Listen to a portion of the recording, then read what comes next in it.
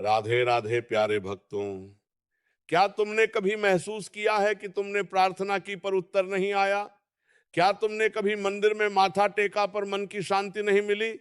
क्या तुम्हें कभी लगा कि ईश्वर तुम्हारी सुन ही नहीं रहा? क्या तुम्हारे मन में कभी यह प्रश्न उठा कि मैं इतना भक्ति करता हूं, फिर भी मेरे जीवन में इतनी कठिनाइयां क्यों हैं?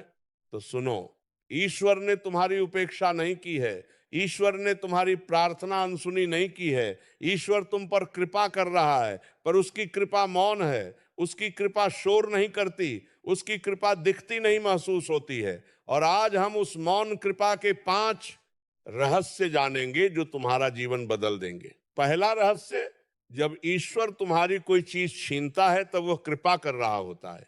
यह सुनकर मन में प्रश्न उठता है, यह कैसी कृपा जो दर्द देती है? पर सुनो, कितनी बार ऐसा हुआ है कि कोई रिश्ता टूट गया और तुम्हें लगा कि अब जीवन समाप्त हो गया, पर कुछ समय बाद तुमने देखा कि वो रिश्ता तुम्हें आगे नहीं बढ़ने दे रहा था। कितनी बार कोई नौकरी छूट गई और तुम टूट गए, पर बाद में एक बेहतर अवसर आया जो तुमने कभी सोचा भी नहीं था। कितनी बार कोई इच्छा पूरी नहीं हुई और तुमने ईश्वर को दोष दिया, पर बाद में समझ आया कि यदि वह इच्छा पूरी हो जाती तो तुम किसी बड़े संकट में पड़ जाते। यही ईश्वर की मौन कृपा है। वह जानता है कि तुम्हारे लिए क्या उचित है और क्या नहीं। तुम केवल आज देख सकते हो, वह तुम्हारा कल भी देख रहा है। तुम केवल अपनी इच्छा जानते हो, वो तुम्हारी आवश्यकता जानता है। और इच्छा और आवश्यकता हमेशा एक नहीं होती। जब बच्चा आग की ओर हाथ बढ़ाता है तब माँ उसका हाथ पकड़ लेती है। बच्चे को लगता है माँ रोक रही है, पर माँ जानती है कि आगे जाने में खतरा है। ईश्वर भी उसी माँ की तरह है। जब वह तुम्हारी कोई इच्छा रोकता है तब वह तुम्हें आगे आने वाले किसी संकट से बचा रहा होता है। इसलिए जब कुछ छूटे तो रोओ मत, पूछो प्रभु तुम मुझे किस ओर ले जाना चाहते हो। दूसरा रहस्य, जब ईश्वर तुम्हें प्रतीक्षा कराता है तब वो तुम्हें तैयार कर रहा होता है। ये सबसे कठिन रहस्य है। जब प्रार्थना का उत्तर नहीं आता, जब मेहनत का फल नहीं मिलता, जब वर्षों की साधना के बाद भी परिणाम दिखाई नहीं देता, उस समय मन में अधीरता आती है। उस समय मन में संशय आता है कि शायद ईश्वर मुझे भूल गया। पर सुनो, ईश्वर कभी नहीं भूलता। वह प्रतीक्षा कराता है क्योंकि वह तुम्हें उस उपहार के योग्य बना रहा होता है जो वह देने वाला है। एक हीरे को सोचो, वह जब तक आग और दबाव नहीं सहता तब तक हीरा नहीं बनता। एक सितार को सोचो, जब तक उसके तार कसे नहीं जाते तब तक सुर नहीं निकलता। उसी प्रकार तुम्हें जब तक कठिनाई नहीं सहनी होती तब तक तुम उस ऊंचाई के योग्य नहीं बनते जहां ईश्वर तुम्हें ले जाना चाहता है। कितनी बार तुमने देखा है कि जो लोग बहुत संघर्ष से गुजरे, वो जब सफल हुए तो उनकी सफलता टिकाऊ थी, और जो बिना संघर्ष के ऊपर आए वो जल्दी नीचे आ गए। क्योंकि संघर्ष केवल पीड़ा नहीं देता, वह तुम्हें उस पीड़ा को सहने की शक्ति भी देता है। इसीलिए जब ईश्वर प्रतीक्षा कराए तो घबराओ मत। समझो कि वह तुम्हें गढ़ रहा है, और जो ईश्वर के हाथों गढ़ा जाता है उसे कोई तोड़ नहीं सकता। तीसरा रहस्य, जब ईश्वर तुम्हें अकेला छोड़ता है तब वह तुम्हारे सबसे निकट होता है। यह सबसे गहरा रहस्य है। जीवन में ऐसे क्षण आते हैं जब लगता है कि सब साथ छोड़ गए, जब मित्र दूर हो गए, जब परिवार ने समझने से मना कर दिया, जब चारों ओर से ऐसा लगा जैसे तुम इस संसार में बिल्कुल अकेले हो। उस एकांत में क्या होता है? यदि तुम उस एकांत को भय से देखो तो वह नरक बन जाता है, पर यदि तुम उस एकांत को ईश्वर का निमंत्रण समझो तो वह स्वर्ग बन जाता है।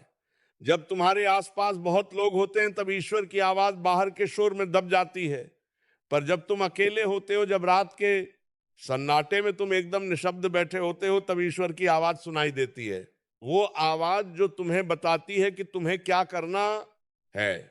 वो आवाज जो तुम्हें तुम्हारे भीतर की शक्ति से परिचित कराती है। हमारे सभी महान संतों ने एकांत में ही ज्ञान पाया।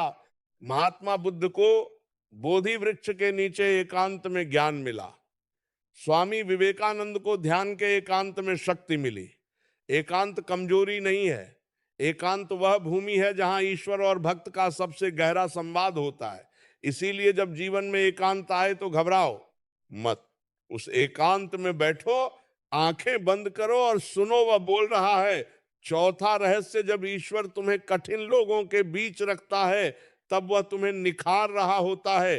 कितनी बार तुमने यह सोचा है कि मेरे जीवन में ऐसे लोग क्यों हैं जो मुझे दुख देते हैं? कितनी बार तुम्हें यह सोचा है? कितनी बार तुम्हें यह सोचा है? बार तुमने सोचा कि यदि ये व्यक्ति मेरे जीवन में ना होता तो मैं कितना सुखी होता। पर सुनो, वह कठिन लोग तुम्हारे जीवन में संयोग से नहीं आए, वह ईश्वर ने भेजे हैं तुम्हें निखारने के लिए। जैसे सोने को आभूषण बनाने के लिए घिसाई की जाती है, उसी प्रकार वह कठिन लोग तुम्हें घिस रहे हैं, तुम्हारे भीतर की अशुद्धियों को निकाल रहे हैं। जब कोई तुम्हें बार बार क्रोध दिलाने की कोशिश करता है और तुम धीरे धीरे उस क्रोध पर नियंत्रण पाना सीख जाते हो, तो तुम्हें समझ आता है कि वह व्यक्ति तुम्हारा शत्रु नहीं था, वह तुम्हारा अनजाने में गुरु था।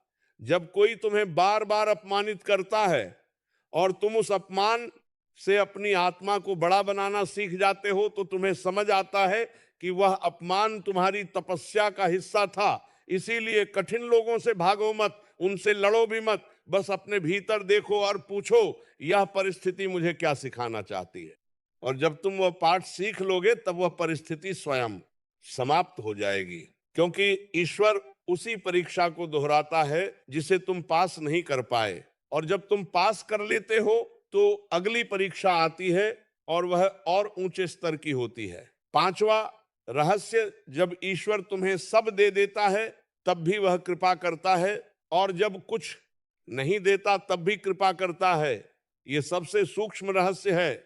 जब सब कुछ ठीक चलता है, जब घर में सुख है, धन है, स्वास्थ्य है, प्रेम है, तब हम ईश्वर को भूल जाते हैं, और जब सब कुछ टूटने लगता है तब हम ईश्वर को याद करते हैं। ये मनुष्य का स्वभाव है। पर ईश्वर की कृपा दोनों अवस्थाओं में है। जब वह देता है तब वह देखता है कि तुम उस उपहार का क्या करते हो। क्या तुम उस सुख में भी उसे याद रखते हो? क्या तुम उस धन को दूसरों की सेवा में लगाते हो?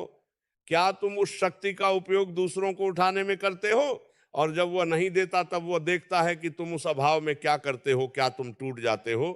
क्या तुम उसे दोष देते हो, या क्या तुम उस अभाव में भी उसका शुक्र अदा करते हो, जो सुख में भी उसे याद रखता है और दुख में भी उसका आभार मानता है?